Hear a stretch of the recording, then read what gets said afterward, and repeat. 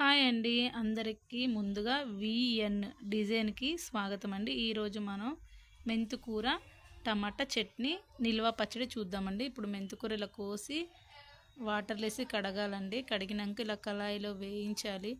ఎల్లిపాయ చింతపండు వేసి ఇట్లా ఉడకబెట్టాలండి. వాటర్ అంతా వినికిపోయేలా ఇలా నీట్గా ఉడకబెట్టాలి. ఇలా మెత్తగా ఉడికినాక ఒక బౌల్లో తీసుకొని ఇలా ఒక ప్లేట్లో తీసుకొని కొంచెం టమాటా కూడా అట్టనే ఉడకబెట్టాలి మెత్తగా. ఈ టమాటా ఈ మెంతికూర గ్రైండర్లో వేసేయాలండి. టమాటా మెంతికూరని ఇలా గ్రైండర్లో వీడియోలో చూపిస్తున్నట్టు ఉడకబెట్టాలి మెత్తగా, అసలు వాటర్ ఉండొద్దు. గ్రైండర్లో కొంచెం సాల్ట్ వేయాలి.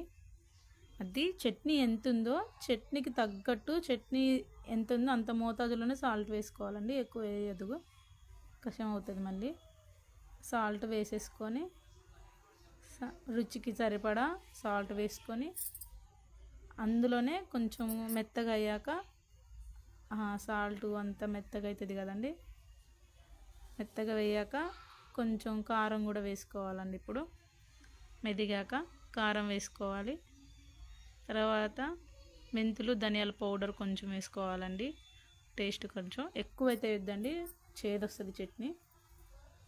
ఇలా మెదిగిన చట్నీని తీసుకువెళ్ళి మొత్తం మెత్తగా అయినాక ఈ మెత్తగా అయిన చట్నీని తీసుకువెళ్ళి పోపు వేయాలండి. అంతే, మెంతికూర టమాటా నిల్వ పచ్చడి రెడీ. బాయ్ బాయ్, నెక్స్ట్ వీడియోలో కలుద్దాం.